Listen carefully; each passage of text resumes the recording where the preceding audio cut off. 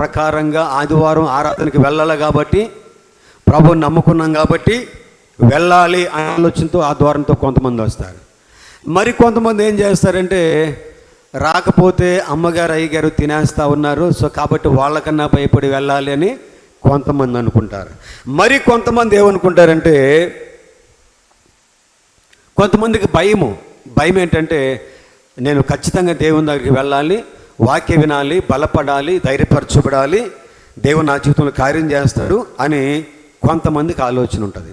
అయితే గమనించండి, ఈరోజు ప్రత్యేకంగా దేవుని మందిరానికి వెళ్తే ఉపయోగం ఏంటి అనే విషయాన్ని గురించి నేను మీతో మాట్లాడిన ఆశపడుతూ ఉన్నాను. దేవునికి మహిమ కలుగునుగాక. చెప్పాలి. చాలామంది ఏం చేస్తారంటే, ఒళ్ళు నొప్పులు పోవడానికి, ఆరోగ్యం బాగా ఉండడానికి పొద్దున్నేసి కోరి మార్కెట్ మొదలుకొని గాడాల వరకు మీరు పొద్దున్న 5-5:30కి మీరు మా కోరుకొండ బ్రిడ్జి దగ్గరకు, అర్థమవుతుందండి, అక్కడికి వస్తే ఎంతమంది ఆ కోరి మార్కెట్ దగ్గర నుంచి గాడాల వరకు, చెప్పండి, ఏం చేస్తుంటారు? మామూలు కాదు. మళ్ళీ ఈ చెయ్యి ఎక్కడికి, ఆ చెయ్యి అక్కడికి. డాక్టర్ గారు చెప్తాడు, ఓపై ఆ చేతులు నడవంటాడు. అర్థమవుతుందా? మామూలుగా నడవడం వల్ల ఎలా నడుస్తారు? చెమట్లు పట్టాల. ఎలా నడవాలి? నడిచేమంటే చెమట్లు పట్టిపోవాలి. నేను అంటాను, ప్రియ దేవుని మందిరం వచ్చినప్పుడు, మీరు ఆరాధిస్తున్నప్పుడు మీరు కనుక ఉత్సాహంగా గంతులు వేస్తూ, అర్థమవుతుందండి, యేసయ్య వైపు చేతులు సాస్తూ గట్టిగా స్తుతిస్తూ అరుస్తూ మాట్లాడుతూ ప్రభుని గణపరుస్తూ ఉంటే, చెప్పండి, నీ శరీరానికి స్వస్థత ఆరాధనలోనే వచ్చేస్తుంది. దేవునికి మహిమ కలుగునుగాక. హల్లెలూయా. ఒక రోజున బైబిల్ గ్రంథంలో ఒక రోజున 2 వ్యక్తులు ప్రార్థన చేయడానికి ప్రార్థనా స్థలానికి వెళ్ళారంట.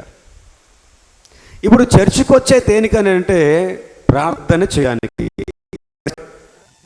నంబర్ 1, చర్చికి ఎందుకు వస్తామనంటే ప్రార్థన చేయడానికి. మీరు అనుకోవచ్చు, ఏమండి ఈ చర్చిలో ప్రార్థన ఇంటి దగ్గర చేసుకోలేమా? మేము చేసుకొని చూడు ఒకసారి, చర్చిలో చేసుకొని చూడు ఒకసారి. ఈ 2 ప్రార్థనలకి ఆడ ఏంటో నువ్వే గమనించు ఒకసారి, తెలిసిపోద్ది. అర్థమవుతుందండి? ఇంటి దగ్గర ప్రార్థన చేసి చూడండి, చర్చిలో ప్రార్థన చేసి చూడండి.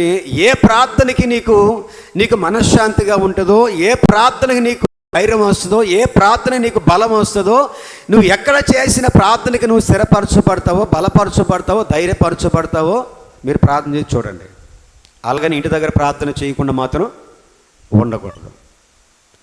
మందిరానికి వీళ్ళిద్దరూ వచ్చి ప్రార్థన చేస్తున్నారంట. లూకాసు వార్త 18వ అధ్యాయము 10వ వచనం మనం చూస్తే అక్కడ రాయబడుతుంది, 2 వ్యక్తులు చర్చికి వచ్చి దేవుని మందిరానికి వచ్చి ప్రార్థన చేస్తున్నారంట. 2. వారిలో ఒక ఆయనేమో పరిసయుడు, ఇంకొక ఆయనేమో సుంకరి. మీకు చెప్పేశాను నేను, మీరు తలపైకెత్తండి. తలపైకెత్తడమో వాక్యం వినండి. వీళ్ళిద్దరూ దేవుని యొక్క మందిరానికి, ప్రార్థన స్థలానికి వచ్చి ప్రార్థన చేస్తూ ఉన్నారు. మీకు ఒక విషయం చెప్పాను నేను. నంబర్ 1 పాయింట్ ఏంటంటే, చర్చికి ఎందుకు వస్తానంటే ప్రార్థన చేయడానికి. ఏం ప్రార్థన చేయాలండి? మీకు గమనించండి, నువ్వు కనుక ప్రార్థన చేయడం మోకరిస్తే నీ హృదయంలో తన్నుకొని వచ్చే సమస్యలు చాలా ఉంటాయి. అర్థమవుతుంది మీకు?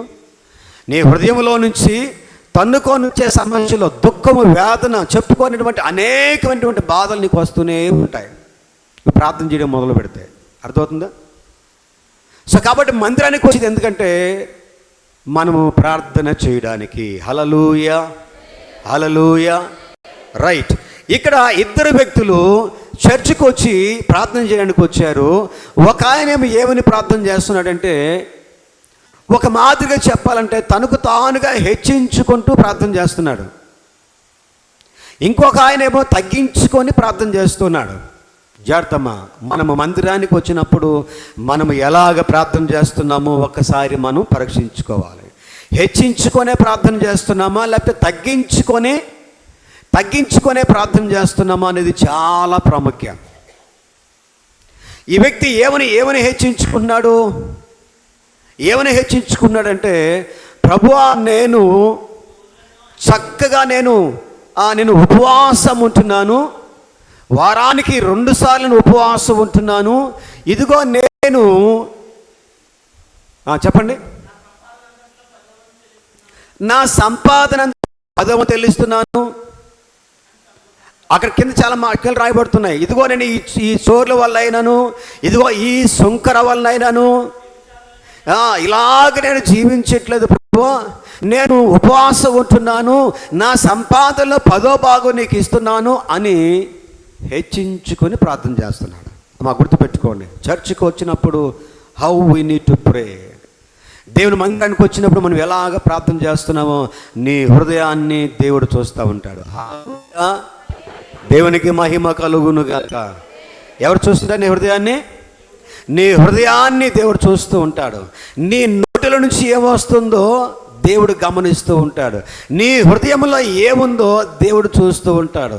ఈ వ్యక్తి ప్రార్థన చేస్తూ ఉంటే, ఈ వ్యక్తి ఏమని ప్రార్థన చేస్తున్నాడు? తనకు తానుగా హెచ్చించుకుంటూ ఆయన దేవునికి ఏమి చేస్తున్నాడో దేవునికి గుర్తు చేస్తూ ఇలాగ ప్రార్థన చేస్తున్నాడు. అయితే రెండో వ్యక్తి ఏమని ప్రార్థన చేస్తున్నాడు?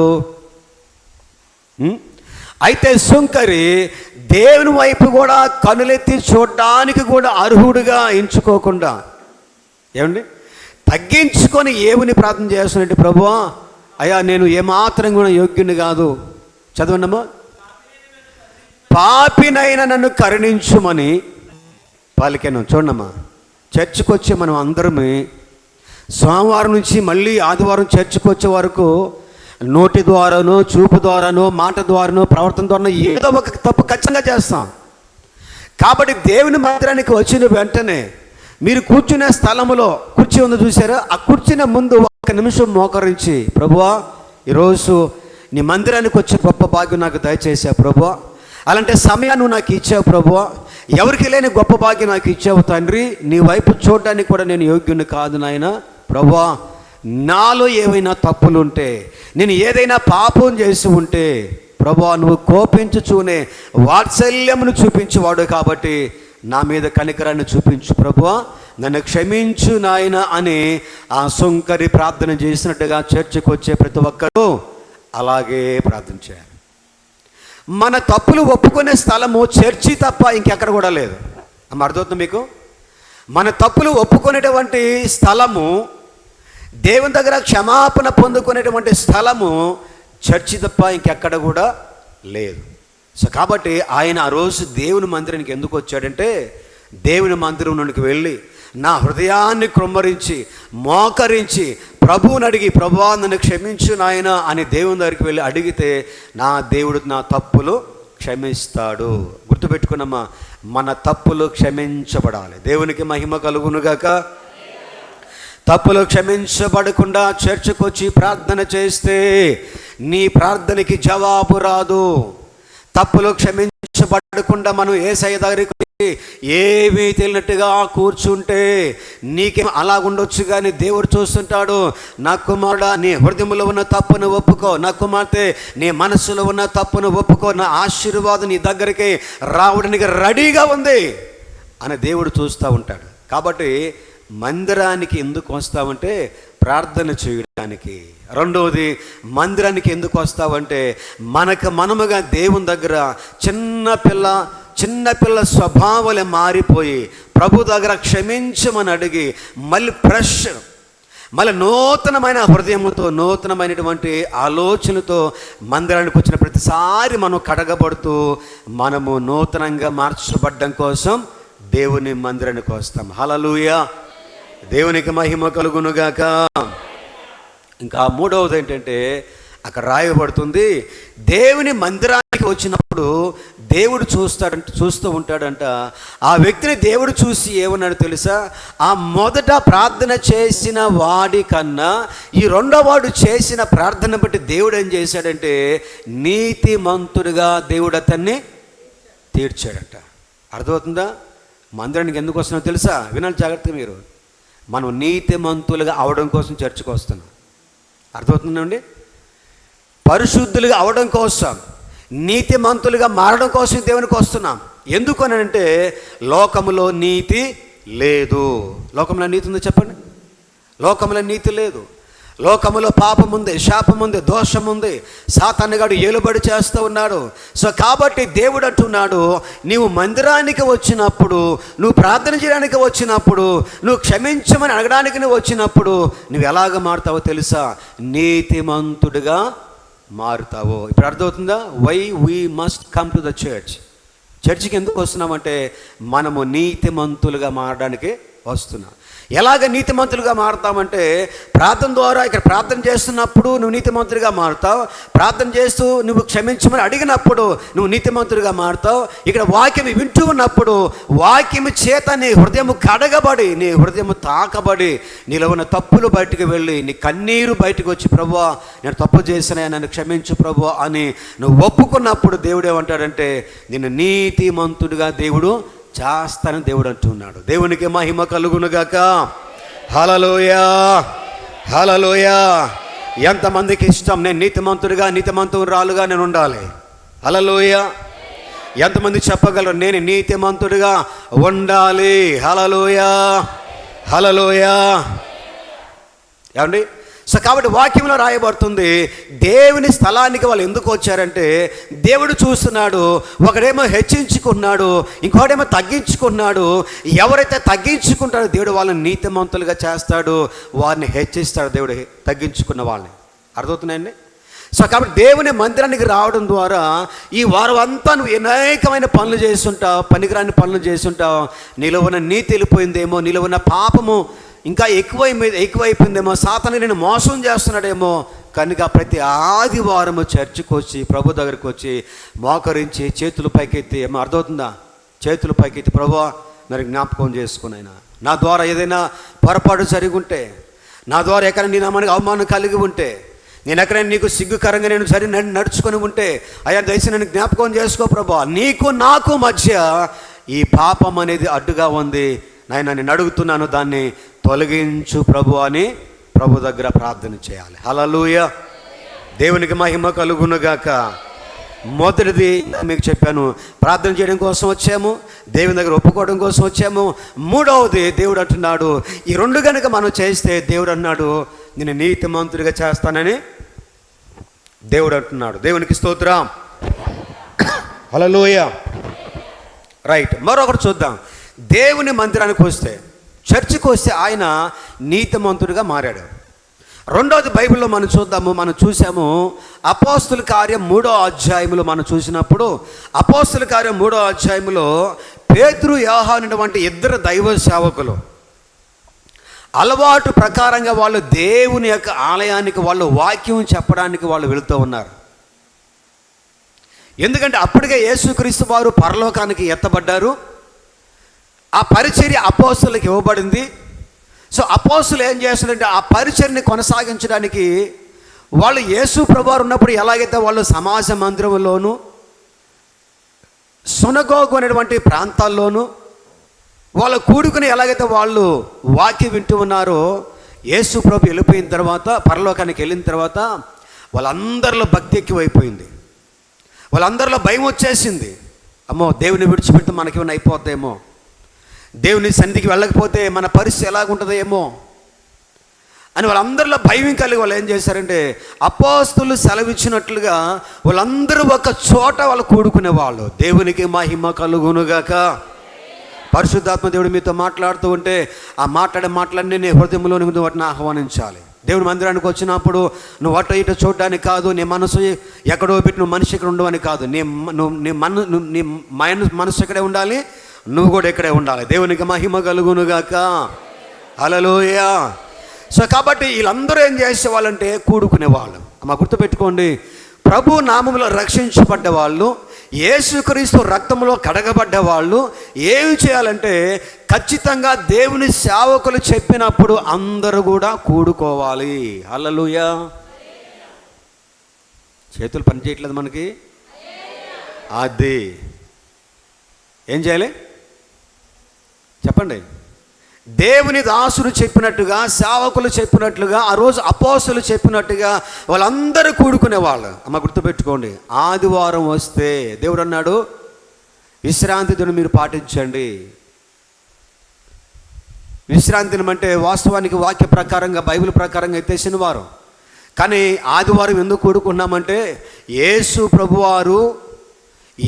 ప్రభువారు ఆదివారం రోజున తిరిగి లేచాడే కాబట్టి, సమాధిని గెలిచి లేచాడే కాబట్టి ఆయన్ని ఆరాధించే సమయం ఎప్పుడైనా ఆరాధించవచ్చు, ఎక్కడైనా ఆరాధన చేసుకోవచ్చు, ఏ రోజైనా ఆరాధన చేసుకోవచ్చు. సో కాబట్టి మనందరి అనుకూలతను బట్టి మనము ఆదివారం రోజున ఏం చేయాలి? కూడుకోవాలి. ఎందుకు కూడుకోవాలంటే ఒక విషయాన్ని గురించి మాట్లాడుతున్నప్పుడు, యేసుక్రీస్తు వారి గురించి మాట్లాడుతున్నప్పుడు అందరూ కనుక ఉంటే అక్కడ ఏం మాట్లాడుకుంటున్నారో తెలుస్తుంది. అర్థమవుతుందండి? అందరూ కూడుకున్నప్పుడు.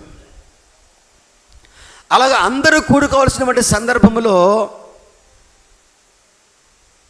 సో ఎవరైతే కూడుకోవడానికి ఇష్టం లేకో ఆగిపోయారు అనుకోండి, కూడుకున్న వాళ్ళు ఆస్వాదించబడతారు. ఆ కూడికలో లేని వాళ్ళకి ఎలా ఉంటుందంటే, ఒక చిన్న ఉదాహరణ చెప్తాను. కూడికలో లేని వాళ్ళకి అనిపిస్తుంది అంటే, ఒక ఇద్దరు రమేషు సురేషు ఇద్దరు బాప్తిసం తీసుకున్నటువంటి విశ్వాసులే. ఎవరు చెప్పండి? బాప్తిసం తీసుకున్న విశ్వాసులే. ఎవరు? పేరన్నీ చెప్పండి. అది రమేషు సురేషు. ఈ ఇద్దరు ఆదివారం రోజున చర్చికి వెళ్ళాలి. ఈ ఆదివారం రోజు వీళ్ళు ఏం చేశారంటే, ఒకడు అన్నాడంట, బాప్తిసం తీసుకున్నాడే, ఇద్దరు బాప్తిసం తీసుకున్నోళ్ళే. ఆ రమేష్ అనేవాడు అన్నాడంట, అరే మన చర్చి 8:30 కాబట్టి మనం ఒక అరగంట లేటుకి వెళ్ళినా పర్వాలేదు, 9 గంటలకు వెళ్ళొచ్చు, అయ్యగారు ఏమనరు. ఇంతకుముందు గేట్ వేసేవాడు కానీ ఇప్పుడు గేట్ వేయట్లేదు అయ్యగారు, పర్వాలేదు, ఇప్పుడు 9 గంటలకు వెళ్ళొచ్చు మనం అని రమేష్ అన్నాడంట. అరే పక్కన చెరువులో చేపలు పడుతున్నారు, చేపలకు వెళ్దాం అన్నాడంట. ఎవరు చెప్పండి? ఏం చెప్తే మీరు ఏమంటారు? అయ్యగారు మాకు భయం వేసిపోతుంది, అందుకు ఏం చెప్పట్లేదు మేము, మీరు అనుకుంటున్నారేమో. రమేష్ అన్నాడంట, అరే మనకి చేపలకి త్వరగా వచ్చేద్దాం, అయ్యగారు అలాగంటారు, 10:30 అయిపోయింది, మీరు చేపలు తెచ్చుకోమంటారు. అప్పుడు మేము లాస్ట్కి వెళ్ళామంటే ఇంక చేపలు ఏమంటే ఉండవు, అక్కడ చికెన్ ఉండదు, చేపలు ఉండదు, అన్ని చెత్త ఉంటాయి. సో కాబట్టి ముందుకెళ్ళి తెచ్చేసుకుందామని అన్నాడంట. ఎవరు చెప్పండమ్మా? రమేష్ మాట సురేష్ని సరే వెళ్దామని అన్నాడంట. 8 గంటలకు వెళ్ళారంట చేపలకి. ఏమో 8 గంటలకు వెళ్ళేసరికి అక్కడ చాలా రద్దీగా ఉందంట, చాలామంది మనుషులు, చాలా రద్దీగా ఉందంట. సురేష్ అన్నాడంట, అరే ఆదివారం మన అందరూ కూడుకునే సమయం, మనం ఆదివారం చర్చికి వెళ్ళాలంటే ఈ రమేష్ అంటున్నాడంట, అరే నీకు ఇందాక చెప్పాను కదరా, ఇందాక చెప్పాను కదా నేను. ఏం చెప్పాడు ఇందాక? ఇంతకుముందు అయ్యగారు గేట్లు వేసేవాడు కానీ ఇప్పుడు గేట్లు వేయట్లేదు, మనం ఇప్పుడైనా వెళ్ళొచ్చరా, ఏం కాదు అని. సో కాబట్టి అంటే ఈ సురేష్ అన్న వాడికి భయం వేసిందంట. ఏమనంటే పాస్టర్ తిడతారని కాదు, ఈ ఆరాధన సమయం అయిపోతే మళ్ళీ మనం ఆరాధనకి వెళ్ళడానికి బాగుండదు. సో కాబట్టి అందరూ వచ్చి ఆరాధన చేస్తున్నప్పుడు మనం అందరూ లేకపోతే ఎలాగని చెప్పేసి ఈ సురేష్ అన్నాడంట రమేష్తో, అరే ఒక పని చేయరా, నేను మాత్రం చర్చికి వెళ్ళిపోతాను, నీ ఇష్టం ఉంటే ఉంటా లేకపోతే లేదు, నేను మాత్రం వెళ్ళిపోతాను చెప్పేసి వాడు అక్కడి నుంచి పరిగెత్తుకుంటూ వచ్చేసి, సో 8:30 ఆరాధన అయిన సమయానికి 8:45 గంటల హడావడిగా వాడు చర్చికి వచ్చేసాడట. ఎవరు? ఎక్కడున్నారు మీరు? ఎక్కడ ఉన్నారమ్మా? నేను చెప్పేది వినండి, అర్థమవుతుందా? సురేష్ అన్నాడంట రమేష్తో, అరే రమేష్ నువ్వు ఉంటే ఉంటా అని చెప్పేసి వాడిని వదిలేసి సురేష్ ఎక్కడికి వచ్చాడు? చర్చికి వచ్చాడు. ఇప్పుడు రమేష్ అక్కడున్నాడు, సురేష్ ఇక్కడున్నాడు. అర్థమవుతుందా? కూడుకుంటున్నప్పుడు అందరూ అక్కడ కూడుకోవాలి. ఆ కూడుకున్నప్పుడు ఆ కూడికలో ఉన్నవాడు ఎలాగుంటాడో, కూడికలో లేనివాడు ఎలాగుంటాడో మీకు రమేష్ సురేష్ స్టోరీ మీకు చెప్తున్నాను. ఈడు సురేష్ చర్చికి వచ్చాడు కానీ చర్చిలో కూర్చున్నాడు, పాస్టర్ గారిని చూస్తున్నాడు, కన్ను ఆర్పకుండా చూస్తున్నాడు. చూడండి, కన్ను ఆర్పకుండా చూడాలి. ఎలా చూస్తున్నాడు? రెప్ప ఆర్పకుండా చూస్తూ ఉన్నాడు. ఈడు చూస్తున్నాడు కానీ మనసంతా కూడా ఎక్కడుందంటే రమేష్ దగ్గర ఉంది. ఎక్కడుంది చెప్పండి? మనసంతా రమేష్ దగ్గర ఉంది. ఎందుకు రమేష్ దగ్గర చెప్పండి? నేను వచ్చేసాను, రమేష్ గారు ఎన్ని చేపలు పట్టుకుంటాడో, ఎన్ని చేపలు తెస్తాడో చూసారా. ఇప్పుడు రమేష్ మనసు అంతా ఎక్కడుంది చెప్పండి, మీరు చెప్పండి. రమేష్ మనసు అంతా ఎక్కడుందంటే, నేను త్వరగా చర్చికి వెళ్ళిపోదాం అనుకున్నాను, వెళ్తే మా పాస్టర్ గారు ఏమంటాడు, అరే వాడు నాకంటే వాడు చర్చికి వెళ్ళిపోయాడు, వాడు అందరూ దేవుని ఆరాధిస్తూ ఉంటారు. అక్కడ వాడి మనసేమో ఎక్కడుంది, ఇక్కడ వాడి మనసేమో అక్కడుంది. ఇప్పుడు ఈరోజు ఇక్కడ కూడుకున్న మీ అందరి మనసు ఎక్కడుందా అక్కడుందా చెప్పండి, నిజం చెప్పండి, నిజం చెప్పాలి. ఎక్కడే ఉందా? ఎందుకు నేను చూస్తుంటాను ఒక్కోసారి కొంతమంది ఇలాగే చూస్తుంటారు పాస్టర్ గారిని, ఇలాగే చూసినా నాకు అర్థమైపోద్ది ఈ మనిషి వెళ్ళిపోయాడు ఎక్కడికి. అది ఎవరైతే నీ తోటి వాడు చర్చికి రాలేదో వాడేం చేస్తున్నాడు అర్థమవుతుందా. దేవుని బిడ్డలు అపోస్తులు చెప్పారు, మనం అందరం కూడుకోవాలి అని చెప్పినప్పుడు వాళ్ళందరూ కూడుకోవడానికి వచ్చారంట. అమ్మ గుర్తుపెట్టుకోండి, యేసు రక్తములో కడగబడి ఉంటే మనం అందరము ఆదివారం నుంచి మళ్ళీ ఆదివారం వరకు మీరే పనైనా చేసుకోండి, కానీ దేవుణ్ణి ఆరాధించే సమయానికి వచ్చేసరికి మీరు ఏం చేయాలంటే ఎవరి పాటికి వాళ్ళు సిద్ధపడి అందరూ కూడుకోవడానికి ఈ యొక్క సమాజ మందిరంలోనికి, చర్చిలోనికి దేవుని ఆరాధించడానికి రావాలి. దేవునికి స్తోత్రం, హల్లెలూయా. ఇప్పుడు ఆరాధన అయిపోయేసరికి కరెక్ట్గా 10 నిమిషాలు తక్కువ 10 అయిపోయింది. నేను ఎన్ని గంటలకు ముగించాలి? 10:30కు ముగించాలి. ఇప్పుడు చెప్పండి, మరి నేను 10:30కు ముగించాలా లేకపోతే ఇంకొక అరగంట పెంచాలి? మీరే చెప్పండి. కోపంతో మాత్రం నన్ను చూడదు మీరు, చెప్పండి ఏం చేయాలి? పెంచమంటారా వద్దంటారా? అయ్యగారేమో ఆదివారం ఏమో 10:30కు అయిపోద్ది అంటున్నాడు, ఆదివారం 10:30కి అయ్యేసరికి అవ్వట్లేదు, ఇంటికి వెళ్ళేసరికి 11:30 అయిపోతుంది. ప్రాబ్లం ఎవరిదంటే నాది కాదు, ప్రాబ్లం ఎవరిది చెప్పండి. ప్రాబ్లం ఎవరిదమ్మా? ప్రాబ్లం మీదైనా సరే అది వేసేది పాస్టర్ గారి మీదే. ఎవరి మీద చెప్పండి? ప్రాబ్లం మీదైనా సరే, మీరు లేటుగా వచ్చినా సరే మాట వేసేది ఎవరి మీద చెప్పండి? లేట్ అయిపోయింది, త్వరగా ముగించలేదు. దేవునికి మహిమ కలుగునుగాక, హల్లెలూయా. రైట్. సో కాబట్టి దయచేసి సండే ఎవరు కూడా ఈ కూడికలో కూడుకోవడానికి ఎవరు వెనకాడొద్దు, ఆగిపోవద్దు. ఎందుకంటే అది దేవుని చేత ఏర్పాటు చేయబడినటువంటి సంఘము, యేసు రక్తంలో కడగబడినటువంటి సంఘము, ఆయన తన స్వరక్తం ఇచ్చి సంపాదించినటువంటి సంఘం ఏంటంటే మనం అందరము కూడా ఖచ్చితంగా ఆ రోజు అక్కడ మనము కూడుకోవాలి. ఈ పేతురు యోహానులు ఆ రోజున ఆ శృంగారమైనటువంటి దేవాలయము, శృంగారం అంటే ఏంటమ్మా?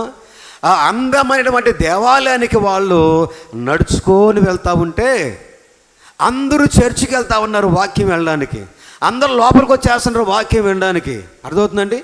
అందరు లోపలికి వస్తూ ఉంటే ఆ మెట్ల దగ్గర ఒకడు కూర్చొని ఉన్నాడు. వాడు చర్చిలోకి వెళ్ళలేదు, వాడు బయట కూర్చొని ఉన్నాడు. ఎక్కడ కూర్చున్నాడు? బయట కూర్చొని ఉన్నాడు. బయట కూర్చునే కారణం ఏంటంటే వాడికి నడవడానికి వాడికి కాళ్ళలో శక్తి లేదు. పుట్టింది మొదలుకొని వాడు కుంటివాడు, నడవలేని శక్తిమంతుడు, నడవలేనటువంటి వాడు. అందరూ చర్చికి వెళ్ళిపోయారు, వాడు చర్చి బయట కూర్చొని ఉన్నాడు. ఇలాగా వాళ్ళందరూ లోపల ఉన్నప్పుడు పేతురు యోహానులు నడుచుకుంటూ లోపలికి వెళ్తూ ఉంటే అక్కడ కూర్చున్నవంటే ఆ వ్యక్తి ఏం చేశారంటే వెళ్తున్నవంటే ఆ దైవజనులు ఇద్దరిని కూడా, పేతురు యోహానులు ఇద్దరిని కూడా ఏం చేస్తుంటే వాళ్ళ వైపే తేరి చూస్తూ ఉన్నాడు. ఎందుకంటే సేవకులు చాలా చక్కగా ఉన్నారు, సేవకులు చక్కగానే ఉంటారు. మా గుర్తుపెట్టుకోండి, ఎలా ఉంటారు పాస్టర్ గారు? అప్పులు ఎన్ని ఉన్నా సరే చక్కగానే ఉంటారు. దేవునికి మహిమ కలుగును గాక. సమస్యలు ఎన్ని ఉన్నా సరే చెప్పండమ్మా, పాస్టర్ ఎలాగ ఉండాలి? చక్కగానే ఉండాలి. ఆదివారం వస్తే చక్కగా బట్టలు వేసుకోవాలి, టక్ చేసుకోవాలి, నీట్గా ఉండాలి. ఎలాగ ఉండాలి చెప్పండి పాస్టర్ గారు? అమ్మగారు ఎలాగ ఉండాలి? వీళ్ళని చూసామంటే అబ్బా వీళ్ళకి ఏ సమస్యలు లేవురా బాబు అనే విధంగా ఉండాలి మేము. అర్థమవుతుందా? సో కాబట్టి వీళ్ళు ఏం చేశారంటే ఆ సేవకులిద్దరిని చూశారు. చూసేసరికి వీళ్ళు చాలా చక్కగా కనిపిస్తూ ఉన్నారు. దేవుని సేవకులు కదా, చక్కగా నీట్గా కనిపిస్తూ ఉన్నారు. ఆ సేవకులు ఏమన్నారంటే ఆ పేతురు యోహానులు అతన్ని తేరు చూస్తున్నాడు చూసారా, ఆయన ఏమన్నారంటే బాబు మా దగ్గర వెండి బంగారాలు మా దగ్గర ఏమీ లేవు. దేవునికి మహిమ కలుగునుగాక, హల్లెలూయా. ఏమి లేవు వాళ్ళ దగ్గర? మా దగ్గర వెండి బంగారాలు ఏమీ లేవు. ఈ రోజున చాలామంది సేవకుల దగ్గర వెండి ఉంటుంది, బంగారం ఉంటుంది, చెప్పండి చాలా చాలా ఉంటా ఉన్నాయి. ఏమండి? సో వీళ్ళ దగ్గర ఏమీ లేవండి. వీళ్ళు అంటున్నారు, అయ్యా మా దగ్గర వెండి లేదు, బంగారం లేదు. ఎందుకంటే వాడు చూసే చూపు ఎలాగుందంటే, పాస్టర్ గారు ఏదైనా సహాయం చేస్తారేమో, సేవకులు ఏదైనా నాకు సహాయం చేస్తారేమో, ఎందుకంటే చూడడానికి చాలా చక్కగా ఉన్నారు. చర్చిలకు వెళ్ళే వాళ్ళు మామూలుగా పోయిన వారం కట్టుకున్న చీర కట్టుకొని వచ్చింది, ఇంకా ఆమె దగ్గర ఏముంటాయి? అర్థమైందా? పోయిన వారం వేసుకొచ్చిన బట్టలు వేసుకొచ్చిన ఇంకా వాళ్ళ దగ్గర ఏముంటాయి? పోయిన వారం వచ్చినట్టు డల్గా వచ్చింది, ఈ వారం కూడా అలాగే ఉంది, ఇంకా ఆమె దగ్గరే ఉంటాయి. సో కాబట్టి పాస్టర్ గారులు అనుకోండి, సేవకులు అనుకోండి, ఇంకా సో కాబట్టి ప్రతి వారం వాళ్ళు చక్కగా ఉంటారు కాబట్టి వీళ్ళ దగ్గర ఇంకేదైనా ఉండదని చెప్పేసి వాడు చాలా ఆశతో ఎదురు చూస్తూ ఉన్నాడు. వాళ్ళు అన్నారు, నాయన నీకు వందనాలయ్యా. ఏమన్నారు చెప్పండి వాళ్ళు? బాబు నీకు వందనాలైనా, మా దగ్గర యేసయ్య తప్ప మా దగ్గర ఇంకేమి కూడా లేవు. మా బాగా గుర్తుపెట్టుకోండి, ప్రతి సేవకుల జీవితాల్లో, ఒక నిజమైన దేవుని సేవకుల జీవితాల్లో యేసయ్య తప్ప ఇంకేమి కూడా ఉండవు. హల్లెలూయా, హల్లెలూయా, దేవునికి మహిమ కలుగునుగాక. నేను ఇక్కడ గట్టిగా నిలబడి సాక్ష్యం చెప్పగలుగుతున్నాను, నా దగ్గర యేసయ్య తప్ప ఇంకెవరు లేరు. ఆమేన్. మీరు ఆమేన్ చెప్పొద్దులే, చెప్పరు మీరు ఆమేన్ చెప్పండి. మీరు అర్థమవుతుందమ్మా? మీ పాస్టర్ గారి దగ్గర, నా దగ్గర యేసయ్య తప్ప ఇంకేమి కూడా లేవు. సాక్ష్యం చెప్తున్నాను ఏంటంటే, నెల్లూరు నుంచి ఇక్కడికి రావాలి. ఏమా నెల్లూరు నుంచి ఇక్కడికి రావాలి. మన వారం వెళ్ళాం, మన పరిచయం నెల్లూరులో ఉన్నాయి కదా, చూద్దామని వెళ్ళాం. మంగళవారం రోజు రాత్రి 7 గంటల నుంచి రాత్రి 10 గంటల వరకు మన సంఘం ఉంది కాబట్టి, సంఘంలో ప్రతి విశ్వాసి ఇంటికి, ఎందుకంటే నా సంఘం కట్టింది నేనే కాబట్టి ఆ సంఘం నేను పాస్టర్ గారికి అప్పచెప్పిన కూడా ఆ విశ్వాసులందరూ నాకు తెలుసు కదా. సో ఆ రోజు రాత్రి సంఘస్థులందరినీ నేను దర్శించాను, అందరిని దర్శించాను. దర్శిస్తే నేను చూసిన అద్భుతం ఏంటంటే, ప్రతి ఇంటిలో మన చర్చి క్యాలెండర్ ఉంది. మన విశ్వాస ప్రతి ఇంటిలో మన చర్చి క్యాలెండర్ ఉంది. నేను చూసి ఆశ్చర్యపోయాను. సో అందరిని దర్శించాము, ప్రార్థన చేసాము. ఇలాగ ప్రార్థన చేసిన తర్వాత వాళ్ళు ఏం చేశారంటే, నాకు తెలియదు, నా బైబిల్లో కొంతమంది కానుకలు పెట్టారు. ఏమండి? కొంతమంది కానుకలు పెట్టారు. మంచి అలవాటు. మరి ఆ మంచి అలవాటు మరి మన విశ్వాసంలో ఎంతమందికి ఉంది లేదో నాకు తెలియదు. ఏమా? సో మొత్తానికి నేను ఆ బయలుదేరి వచ్చేంత వరకు నేను బైబిల్ ఓపెన్ చేయలేదు. ఎందుకంటే నా బైబిల్లో కానుకలు తక్కువ. నా బైబిల్లో ఇక్కడ కదా ఎక్కడైనా సరే నా బైబిల్లో కానుకలు సమానంగా పెట్టాను అనుకోండి, కానీ తీసేస్తాను. సమానంగా నా బైబిల్లో కానుకలు పెట్టనేమో నేను. అన్ని కానుకలన్నీ పాస్టర్ మరి బైబిల్కి వెళ్ళిపోతుంటాయి. ఎక్కడ వెళ్ళిపోతుంటే, మొన్న ఊరు వెళ్తే ఒక అతను నాకు ఫోన్ చేశాడు, ఎక్కడి నుంచి, అప్పులోడు. ఎవరు చెప్పండి? అప్పులతో నాకు ఫోన్ చేశాడు. నేను పాస్టర్ గారికి ఫోన్ చేశాను. నేను, పాస్టర్ గారు, కానుకలేమో ఫోన్పేకి నీకు వస్తాయి, ప్రార్థనా వస్తువులేమో నీ ఫోన్కి వస్తాయి, అప్పులు అందరేమో నాకు ఫోన్ చేస్తున్నారు. ఇది ఎక్కడ న్యాయం?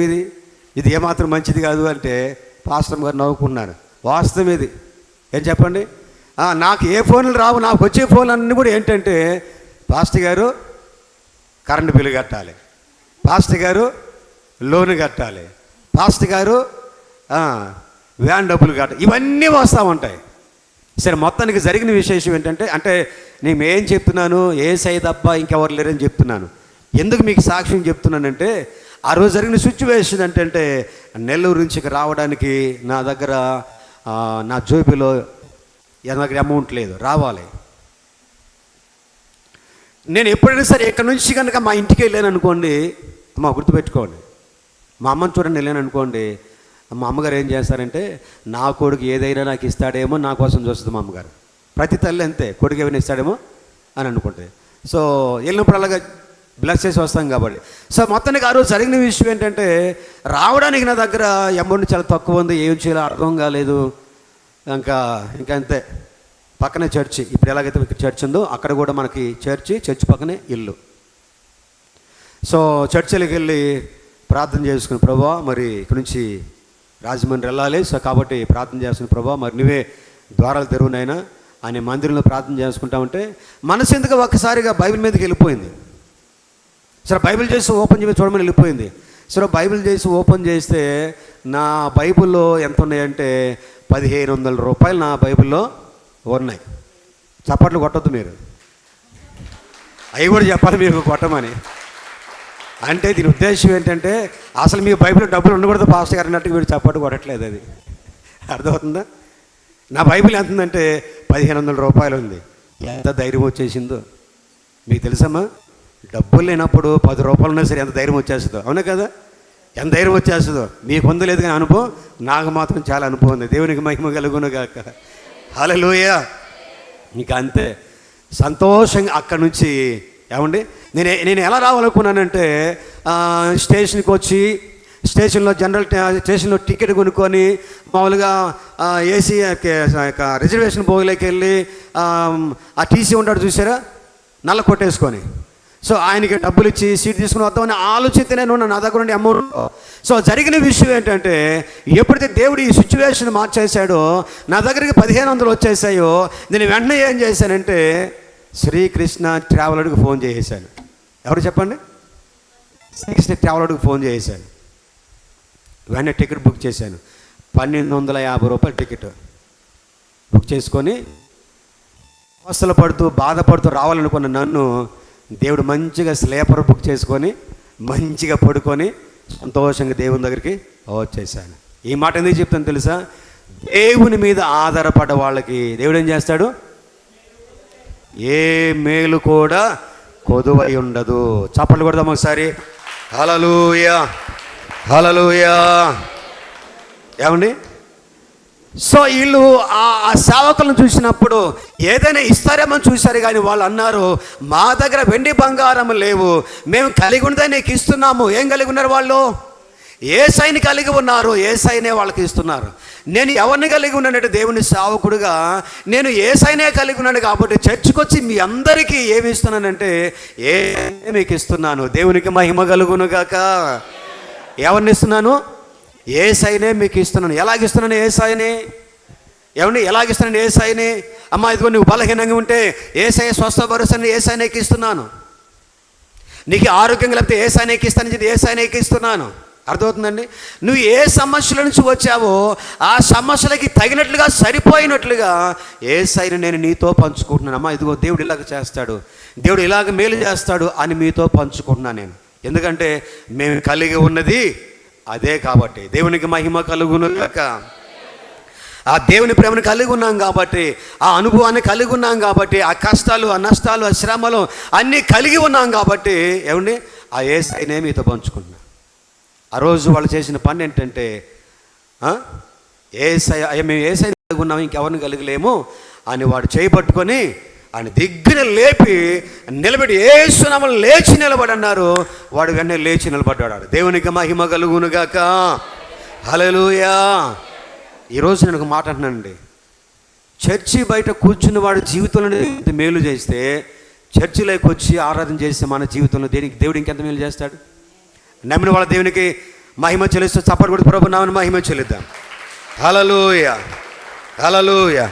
చప్పట్లు సరిపోవట్లేదు, బలం సరిపోవట్లేదు. స్తోత్రం, హల్లెలూయా.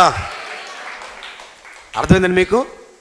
చర్చి బయటకు వచ్చి అడుక్కోవడానికి కూర్చున్న వాడే జీవితంలో దేవుడు అంత మేలు అద్భుతం చేస్తే నువ్వు ఆదివారం రోజున అన్నీ ప్రక్కన పెట్టి ఆరాధించడానికి స్తుతించడానికి దేవుని దగ్గరికి వచ్చి మోకరించి ప్రార్థన చేసి నీ కన్నీరు గార్చి దేవుని దగ్గర నువ్వు ప్రార్థన చేస్తూ ఉంటే మరి వాడి జీవితం మార్చిన దేవుడు, బయట కూర్చున్న వాడి జీవితం మార్చిన దేవుడు లోపల కూర్చున్న నీ జీవితాన్ని కూడా దేవుడు తప్పకుండా మారుస్తాడు. హల్లెలూయా, హల్లెలూయా.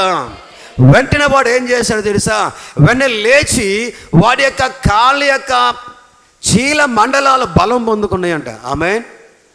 ఏం పొందుకున్నాయి అమ్మా? గుర్తుపెట్టుకోండి, దేవుని మందిరానికి వస్తే బయట కూర్చున్న వాడి పనికిరాని వాడి నరాలే బలం పొందుకుంటే చర్చిలోకి వచ్చి అడుగుపెట్టి ప్రార్థన చేసే మనం ఇంకెంత బలం పొందుకోవాలి?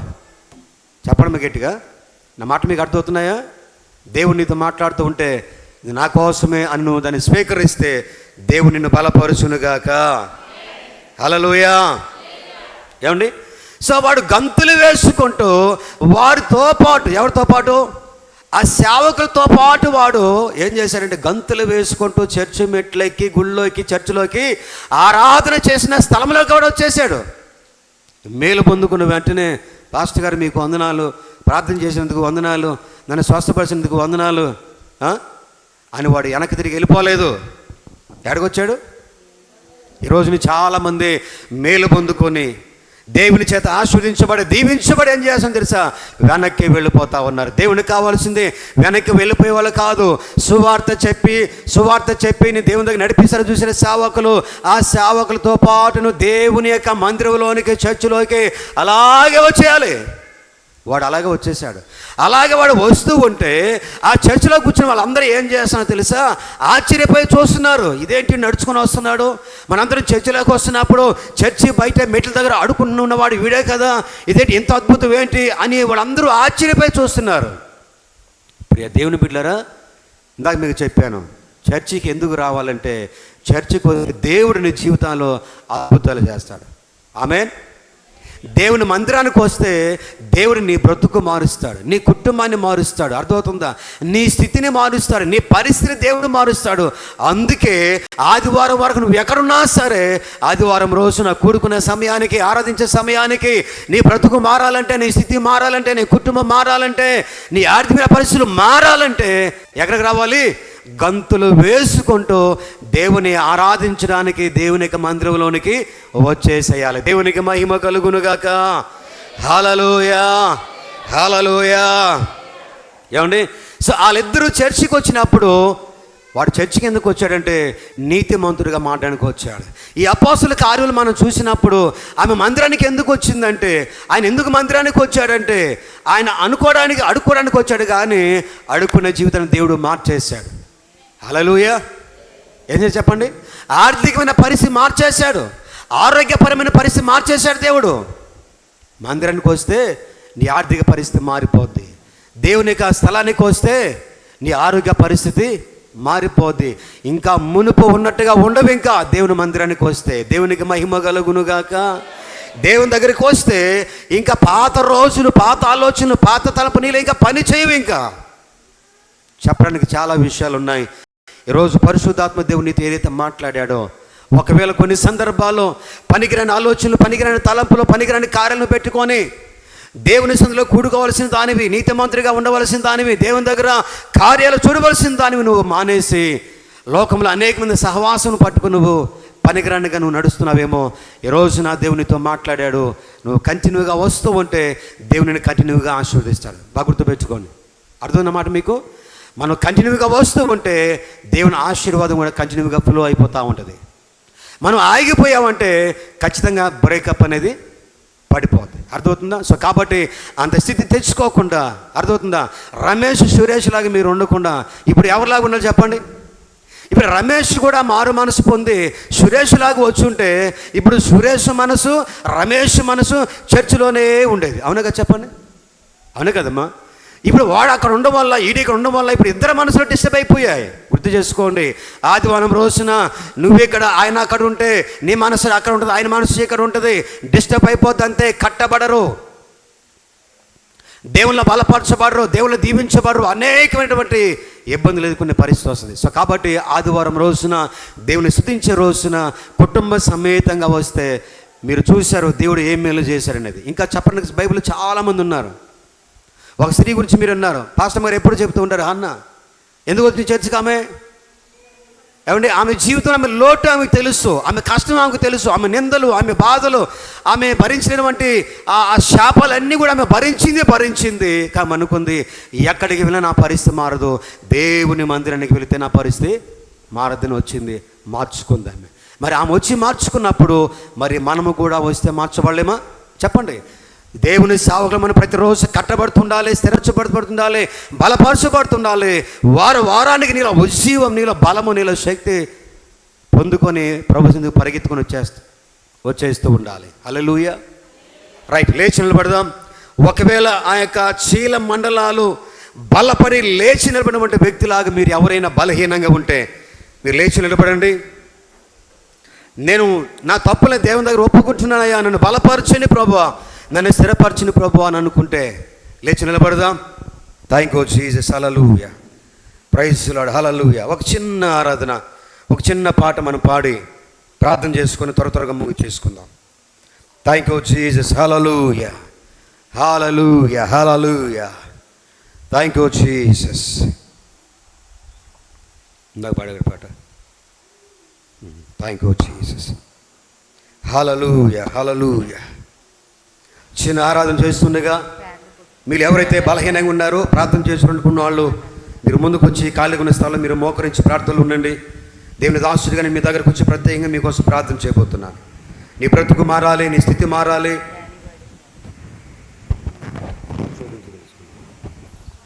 Thank you Jesus. ఇక ముందు స్థలం సరిపోతే మీరు అక్కడే మీరున్న స్థలంలో మీరు అక్కడ ఉన్న చాలు. నేను మీ దగ్గర రాగలను.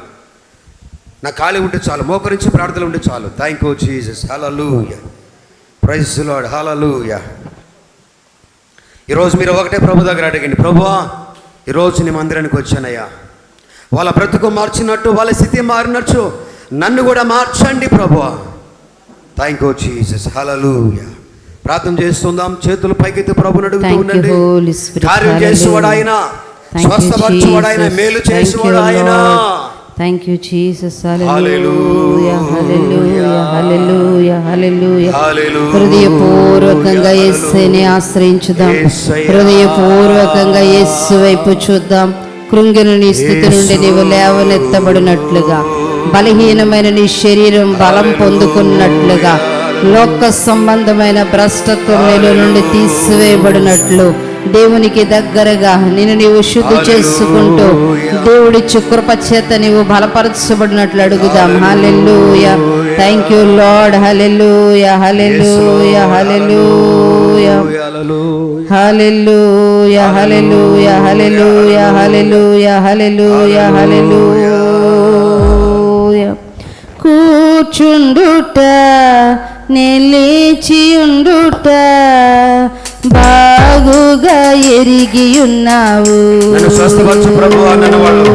కూర్చుండుట నిలిచియుండుట బాగుగా ఎరిగి ఉన్నావు. రాజా బాగుగా ఎరిగి ఉన్నావు. నన్ను చూచువాడా, నిత్యం కాచువాడా, నన్ను చూచువాడా, నిత్యం కాచువాడా. పరిశోధించి తెలుసుకున్నావు,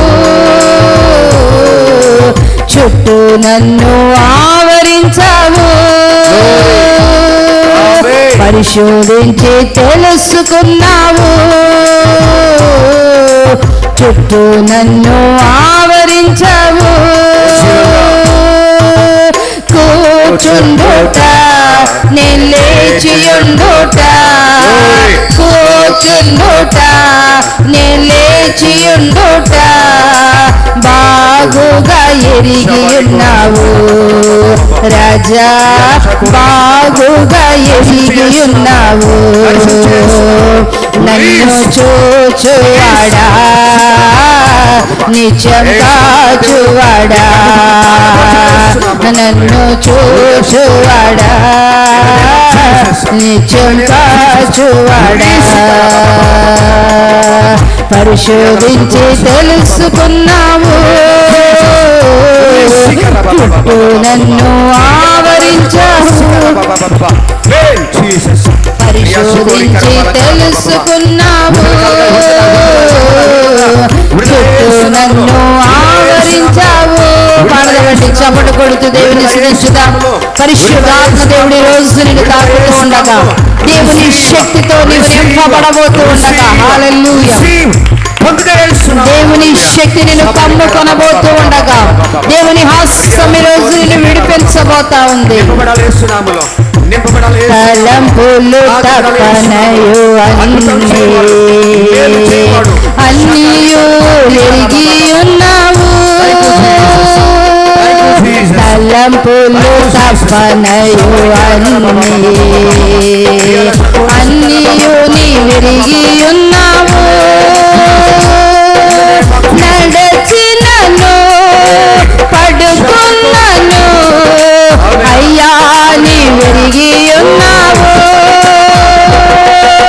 నడచినను అయ్యా నీవెరిగి ఉన్నావు. ధన్యవాదాలు యేసు రాజా, ధన్యవాదాలు యేసు రాజా, ధన్యవాదాలు యేసు రాజా, ధన్యవాదాలు యేసు రాజా. నన్ను చూచువాడా, నిత్యం కాచువాడా, నన్ను చూచువాడా, నిత్యం కాచువాడా. పరిశోధించి తెలుసుకున్నావు, చుట్టూ నన్ను ఆవరించావు. పరిశోధించి తెలుసుకున్నావు, చుట్టూ నన్ను ఆవరించావు. పరిశోధించి తెలుసుకున్నావు, చుట్టూ నన్ను ఆవరించావు. పరిశోధించి తెలుసుకున్నావు, చుట్టూ నన్ను ఆవరించావు. పరిశోధించి తెలుసుకున్నావు, చుట్టూ నన్ను ఆవరించావు. పరిశోధించి తెలుసుకున్నావు, చుట్టూ నన్ను ఆవరించావు. కూర్చుండుట నిలేచియుండుట, కూర్చుండుట నిలేచియుండుట, బాగుగా ఎరిగి ఉన్నావు రాజా, బాగుగా ఎరిగి ఉన్నావు. నన్ను చూచువాడా, నిత్యం కాచువాడా, నన్ను చూచువాడా, నిత్యం కాచువాడా, నన్ను చూచువాడా, నిత్యం కాచువాడా, నన్ను చూచువాడా, నిత్యం కాచువాడా. పరిశోధించి తెలుసుకున్నావు, నన్ను ఆవరించావు. పరిశోధించి తెలుసుకున్నావు, చుట్టూ నన్ను ఆవరించావు. పరిశోధించి తెలుసుకున్నావు, చుట్టూ నన్ను ఆవరించావు. పరిశోధించి తెలుసుకున్నావు, చుట్టూ నన్ను ఆవరించావు. పిండమునయుండగా నీ కన్నులకు మారుగై నేనుండాలేదయ్యా. పిండమునయుండగా నీ కన్నులకు మారుగై నేనుండాలేదయ్యా. విచిత్రముగా నిర్మించితివి, ఆశ్చర్యమే కలుగుచున్నది. విచిత్రముగా నిర్మించితివి, ఆశ్చర్యమే కలుగుచున్నది. ధన్యవాదాలు యేసు రాజా, పాడాలి. ధన్యవాదాలు యేసు రాజా, ధన్యవాదాలు యేసు రాజా, స్వరమెత్తాలి.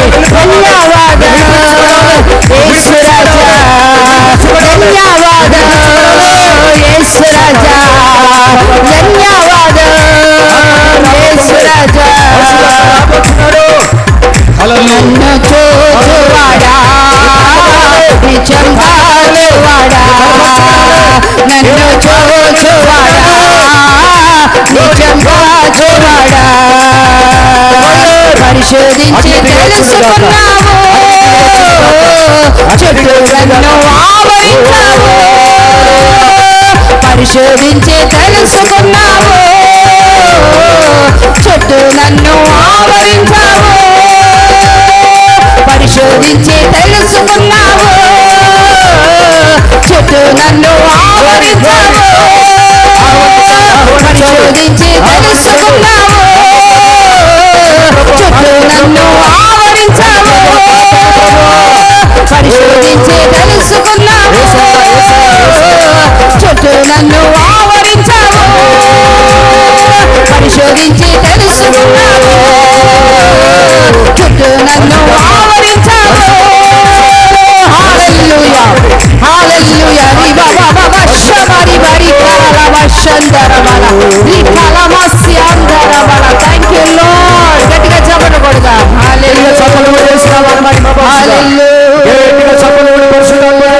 మహిమపరచుదాం. హల్లెలూయా, హల్లెలూయా, హల్లెలూయా, హల్లెలూయా. యేసయ్యా, యేసయ్యా నన్ను తాకండి ప్రభువా, యేసయ్యా నన్ను స్వస్థపరచు తండ్రి. చెప్పుకోలేని సమస్యలు, చెప్పుకోలేని బాధలు నాలో ఉన్నాయి యేసయ్యా. అయ్యా ఈరోజు నన్ను దర్శించండి ప్రభునైనా. పరిశుద్ధాత్మ దేవా నా మీదకి దిగి వచ్చినందుకు నీకు స్తోత్రాలు నాయన. నేను పాత మనిషి వలె ఉండకూడదు, నేను పాత వ్యక్తిలాగా ఉండకూడదు యేసు నాయన. నీ మందిరానికి వచ్చి నేను రోజు రోజుకి బలపడాలి ప్రభు. నీ సన్నిధికి వచ్చి నేను రోజు రోజుకి నేను బలపడాలి. నేను నీతిమంతుడిగా మారాలయ్యా, నేను నీతిమంతురాలిగా మారాలి, పరిశుద్ధుడిగా మారాలి. నీ కార్యాలు చూసే విధంగా నేను మార్చబడాలి. నా కుమార్తె నువ్వు నమ్మితే నా దేవుడు అంటున్నాడు, నా కుమార్తె రోజు నువ్వు సంతోషంగా నువ్వు ఇంటికి వెళ్ళబోచున్నావని నా దేవుడు నీతో మాట్లాడుతున్నాడు. హల్లెలూయా. సంతోషంగా నా దేవుడిని పంపించబోచున్నాడు. నువ్వు విడుదల పొందావు. నీలో దయ్యపు శక్తులు లేవు యేసు నామములో. నువ్వు విడిపించబడ్డావు. నీలో నీ శరీరములో ఏ వ్యాధి రోగము లేదు. నువ్వు విడిపించబడ్డావు. Thank you Jesus. ప్రార్థన చేద్దాం. ప్రార్థన. దేవుని సన్నిధికై, దేవుని స్వస్థతకై ఈరోజు నువ్వు లేచిన తర్వాత నీ శరీరాన్ని ఒకసారి మీరు పరీక్షించుకోండి. నా దేవుడు నిన్ను బాగు చేశాడు. నా యేసయ్య నీ శరీరాన్ని, నీ చీల మండలములను ఆయన బలపరిచి లేపాడు. ప్రార్థన చేయబోతున్నాను. Thank you Jesus. గొప్ప దేవుడా యేసయ్యా నీకు వందనాలు ప్రభు. నాయనా నీ దాసుడిగా తండ్రి నిన్ను మాత్రమే కలిగి ఉన్నాను యేసయ్యా. నేను కలిగి ఉన్నదే ఈరోజు నీ బిడ్డల జీవితాల్లోకి ప్రభువా ఎవరైతే ప్రభువా బలహీనంగా ఉన్నారో యేసు నామమున మీరు వాళ్ళ బలపరచండి. వారి శరీరములు తాకబడునుగాక, వారి బ్రతుకులు మార్చబడునుగాక, వాళ్ళ జీవితాలు మార్చబడునుగాక, వాళ్ళ కుటుంబాలు కట్టబడునుగాక, వాళ్ళ పరిస్థితులు మారిపోవునుగాక, వాళ్ళ స్థితిగతులు మారిపోవునుగాక, దయ్యాలు వెళ్ళిపోవునుగాక, ఓ రోగాలు వెళ్ళిపోవునుగాక, పరిస్థితులు వెళ్ళిపోవునుగాక, యవనస్తులు మారుదురుగాక, ఓ వాళ్ళ భర్తలు మారుదురుగాక యేసు నామములో.